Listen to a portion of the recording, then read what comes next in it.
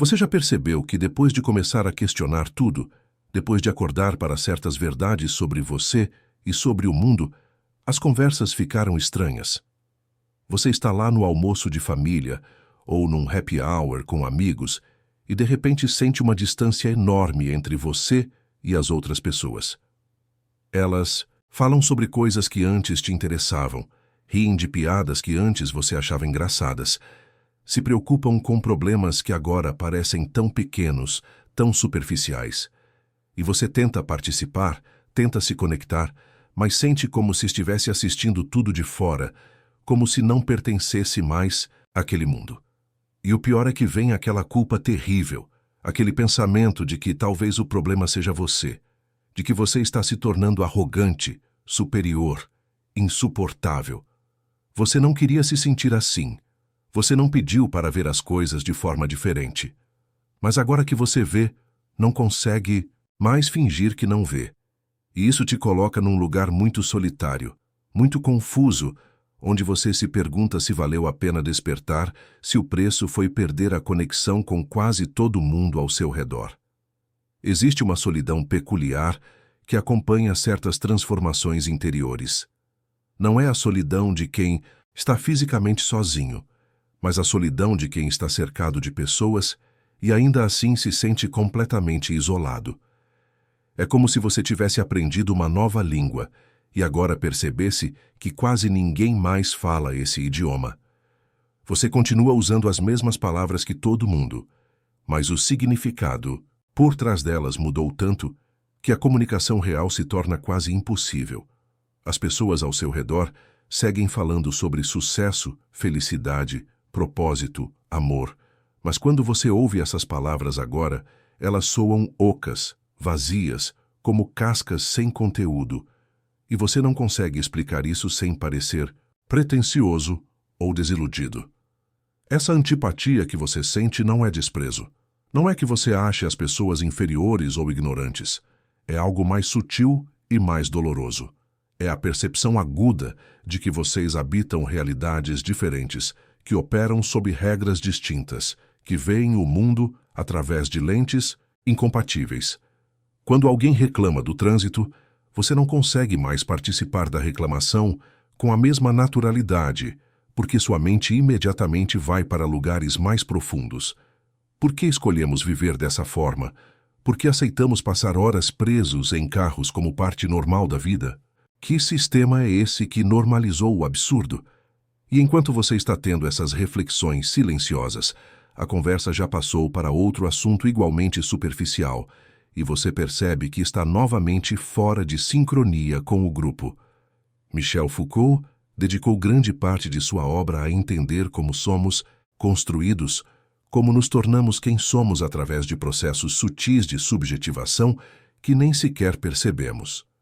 Ele mostrou que nascemos em um mundo já estruturado por discursos, práticas, instituições e relações de poder que moldam nossa forma de pensar, sentir e agir. E a maioria das pessoas vive a vida inteira operando dentro dessas estruturas sem questioná-las, sem sequer perceber que são estruturas. Elas acreditam que seus desejos são espontâneos, que suas escolhas são livres, que suas opiniões são autênticas. Mas Foucault nos convida a ver que somos, em grande medida, efeitos de mecanismos de poder que nos precedem e nos atravessam. O que acontece quando você desperta, quando começa a praticar o que Foucault chama de atitude crítica, é que você começa a ver essas estruturas. Você começa a perceber como o poder opera, não apenas de cima para baixo, mas em redes capilares que permeiam cada aspecto da vida social. Você vê como somos constantemente vigiados e como internalizamos essa vigilância ao ponto de nos tornarmos nossos próprios guardas. Você percebe como disciplinamos nossos corpos, regulamos nossos prazeres, normalizamos nossos desvios. Tudo em nome de ideais que nunca questionamos de onde vieram ou a quem servem. E essa percepção é irreversível. Uma vez que você vê, não pode mais não ver. E é aqui que mora a raiz da sua antipatia. As pessoas ao seu redor continuam operando dentro do jogo, sem perceber que é um jogo. Elas falam com seriedade total sobre suas carreiras, como se o sucesso profissional fosse um valor absoluto e não uma construção histórica. Elas perseguem padrões de beleza como se fossem naturais e não produtos de indústrias que lucram com a insatisfação. Elas reproduzem narrativas sobre felicidade, relacionamentos, família, dinheiro, como se essas narrativas fossem verdades universais e não discursos que servem a interesses específicos. E você, que começou a desconstruir tudo isso, que começou a questionar as próprias bases do que significa viver bem, se vê incapaz de participar dessas conversas com sinceridade. Foucault fala sobre as tecnologias do eu, os métodos pelos quais indivíduos operam sobre si mesmos para se transformar. Mas ele distingue entre tecnologias do eu, que são impostas, que visam nos tornar sujeitos obedientes e produtivos para o sistema, e práticas de liberdade, que visam nossa própria constituição como sujeitos éticos. A maioria das pessoas está constantemente se trabalhando, se melhorando, se otimizando, mas sempre dentro dos parâmetros estabelecidos pelo regime dominante. Elas querem ser mais produtivas no trabalho, mais atraentes fisicamente, mais bem-sucedidas socialmente. Elas devoram livros de autoajuda que prometem desbloquear seu potencial máximo. Mas esse potencial é sempre medido em termos de eficiência, competitividade, adequação. É auto-melhoria como conformidade mascarada. Quando você desperta para isso, quando começa a praticar formas genuínas de cuidado de si, que Foucault resgata da filosofia antiga, você está fazendo algo radicalmente diferente. Você está tentando se constituir como sujeito ético, você está tentando inventar novas formas de relação consigo mesmo que não sejam ditadas pelos códigos morais dominantes. E isso cria um abismo entre você e quem ainda está preso no modelo anterior. Elas falam sobre se aceitar, mas o que querem dizer é se aceitar dentro de limites muito estreitos. Elas falam sobre liberdade, mas só podem imaginar liberdade como liberdade de consumo ou liberdade de escolha entre opções pré-determinadas. Elas falam sobre autenticidade, mas sua autenticidade é performática, calibrada para likes e aprovação social. A antipatia que você sente é, em parte, uma reação defensiva ao risco constante de ser puxado de volta para onde você estava, porque as pessoas não são neutras em relação à sua transformação. Consciente ou inconscientemente, elas vão tentar te normalizar de volta, te trazer de volta para o rebanho. Vão dizer que você está pensando demais, que está complicando as coisas, que deveria relaxar e apenas viver. Vão sutilmente questionar suas escolhas, vão expressar preocupação com seu bem-estar, vão insinuar que você está perdido ou confuso. E tudo isso vem de um lugar que Foucault chamaria de governamentalidade, a forma como as pessoas governam umas às outras através de normas sociais, através da pressão sutil para a conformidade. Você percebe que quase toda interação social está impregnada desse policiamento mútuo. As pessoas te perguntam sobre sua vida, mas o que realmente querem saber é se você ainda está jogando o jogo corretamente. Estão te testando, te medindo contra padrões invisíveis, mas onipresentes. Estão te empurrando gentilmente de volta para os trilhos sempre que você se desvia. E quanto mais você percebe isso, mais difícil fica manter conversas que pareçam genuínas, porque você sabe que, por baixo da aparente casualidade, existe toda uma economia de poder operando, toda uma política de normalização acontecendo. E antes de continuar, eu preciso te perguntar uma coisa, e quero que você seja completamente honesto, nem que seja só consigo mesmo. Você já se sentiu assim? Já passou por isso que eu acabei de descrever? Porque eu sei que quando a gente está passando por uma coisa dessas, a gente se sente completamente sozinho, como se fosse o único ser humano no planeta, Terra vivendo aquilo. A gente olha ao redor e todo mundo parece estar bem. Todo mundo parece se encaixar perfeitamente nas conversas, nas expectativas, na vida social normal. E aí a gente pensa, o que é que tem de errado comigo? Por que eu não consigo mais me conectar com ninguém? Mas a verdade é que você não está sozinho. Tem milhares de pessoas assistindo esse vídeo agora que estão sentindo exatamente a mesma coisa que você. Então desce aqui nos comentários e escreve só isso. Escreve: estou passando por isso agora. Não precisa dar detalhes se não quiser, não precisa contar sua história toda. Só essa frase já basta.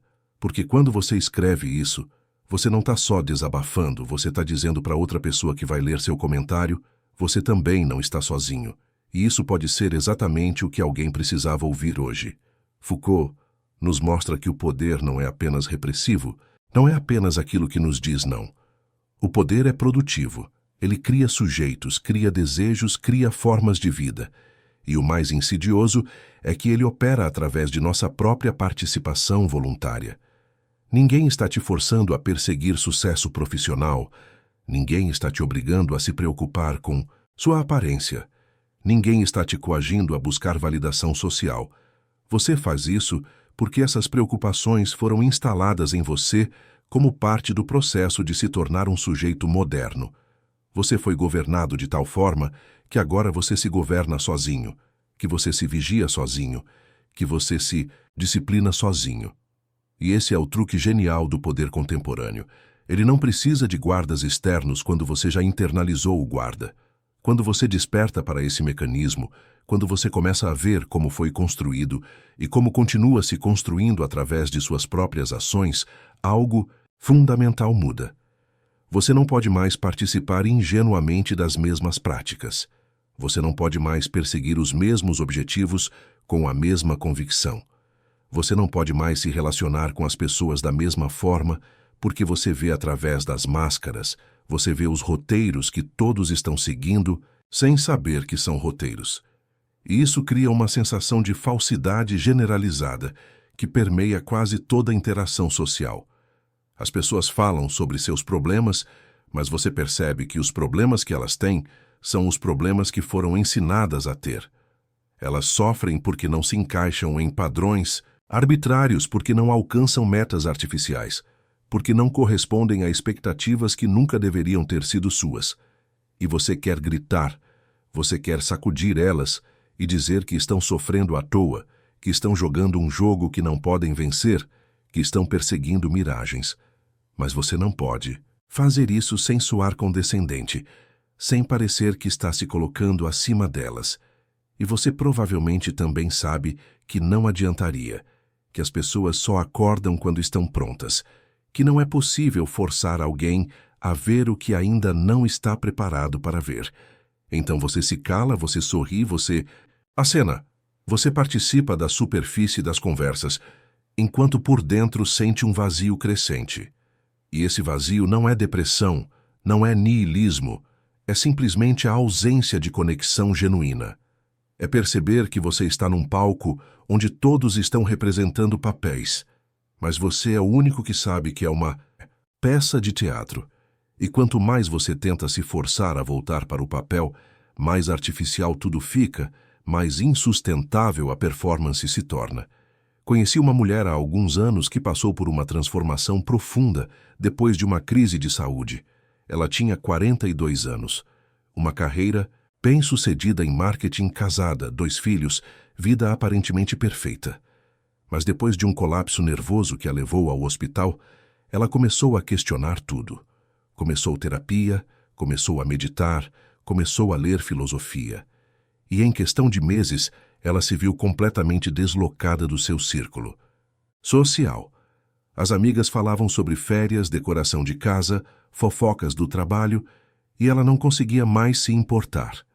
O marido reclamava que ela tinha mudado, que estava distante, que não era mais divertida. Os colegas de trabalho achavam que ela estava tendo uma crise de meia-idade. E ela se sentia como uma alienígena tentando passar por humana. Ela me disse uma vez que a pior parte não era a solidão em si, mas a culpa que vinha com ela. Porque ela sentia que deveria conseguir se conectar, que deveria valorizar essas relações, que deveria fazer o esforço. E ela tentava, mas era como tentar se forçar a gostar de um filme que você percebe que é ruim. Você pode fingir por um tempo, mas eventualmente a farsa se torna insuportável. O que ninguém tinha dito a ela é que o despertar tem um preço. E o preço, geralmente, é a perda de pertencimento ao mundo que você conhecia. Mas aqui está o que Foucault nos ajuda a entender, e isso é crucial. Essa antipatia que você sente, esse distanciamento, não é um problema a ser resolvido voltando ao estado anterior. Você não pode desver o que viu. Você não pode desaprender o que aprendeu. E tentar forçar conexões que já não são genuínas só vai te adoecer. O que Foucault propõe, especialmente em seus últimos trabalhos sobre ética e estética da existência, é que você use essa marginalidade, essa posição de quem está fora, como um espaço de criação. Você está livre agora das amarras que prendem os outros, justamente porque não se sente mais em casa naquele mundo. E essa liberdade, por mais desconfortável que seja, é preciosa. A questão não é como voltar a se conectar com pessoas que operam em uma frequência diferente. A questão é como encontrar ou criar espaços onde conexões genuínas sejam possíveis. Como construir relações baseadas, não em papéis sociais e expectativas normalizadas, mas em reconhecimento mútuo de quem realmente somos e do que realmente buscamos. Foucault fala sobre a importância da amizade como prática de liberdade, como forma de relação que não está codificada pelas instituições, que não tem script pronto, que permite inventar novas formas de estar juntos. E isso significa aceitar que você vai ter menos conexões, mas as que você tem vão ser infinitamente mais profundas. Significa aceitar que você não vai se encaixar em muitos espaços, mas os espaços onde você se encaixa vão ser verdadeiramente seus. Significa fazer as pazes com o fato de que despertar te torna, de certa forma, um estrangeiro no mundo comum, mas também te abre portas para outros mundos, para outras possibilidades de existência que a maioria nunca vai conhecer. A antipatia que você sente não é falha de caráter. É uma reação natural e até saudável a um descompasso fundamental entre como você vê a realidade agora e como a maioria ainda vê. E enquanto você está nessa transição, enquanto ainda não encontrou sua tribo, seus interlocutores reais, vai ser desconfortável. Vai haver momentos de profunda solidão.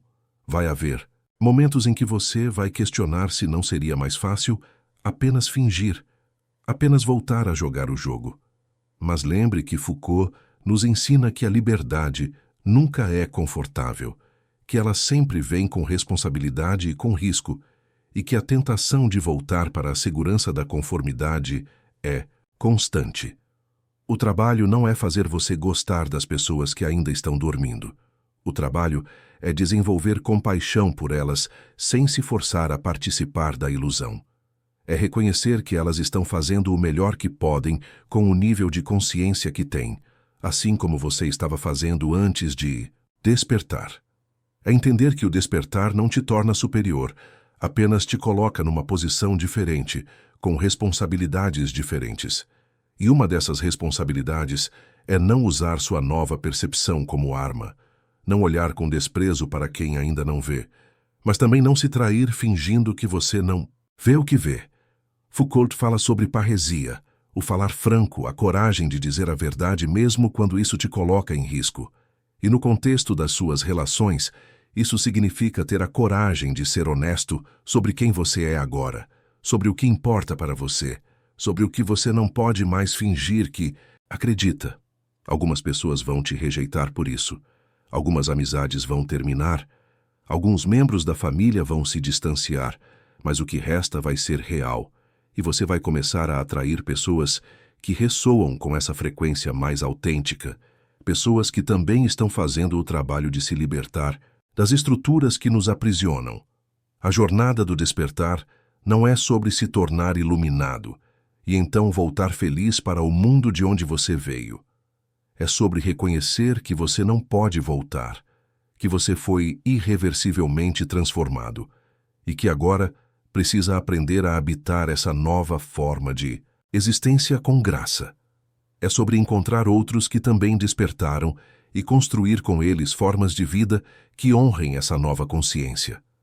É sobre usar sua liberdade não para julgar quem ainda está preso, mas para criar exemplos vividos de outras possibilidades, outras maneiras de ser humano neste mundo estranho e complicado. Então sim, você vai antipatizar com quase todo mundo por um tempo. E isso dói.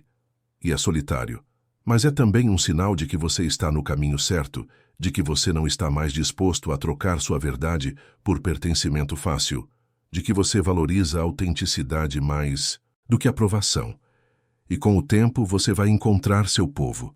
Você vai descobrir que existem mais pessoas acordadas do que você imaginava, mas elas estão espalhadas, escondidas, também se sentindo solitárias, também procurando conexão real. E quando você as encontra, quando reconhece nos olhos de outro ser humano aquela mesma lucidez dolorosa, aquela mesma recusa em fingir, aquela mesma fome por verdade, você percebe que valeu a pena, que toda a solidão valeu a pena. Se esse vídeo tocou em algo verdadeiro dentro de você, deixa um like para que mais pessoas que precisam ouvir isso possam encontrar esse conteúdo. E se você quer continuar essa jornada de autoconhecimento, se inscreve no canal e ativa o sininho, porque você não precisa passar por isso sozinho. Este canal existe exatamente para pessoas como você, pessoas que estão cansadas das respostas superficiais, que querem ir mais fundo, que têm coragem de questionar tudo o que aprenderam sobre si mesmas.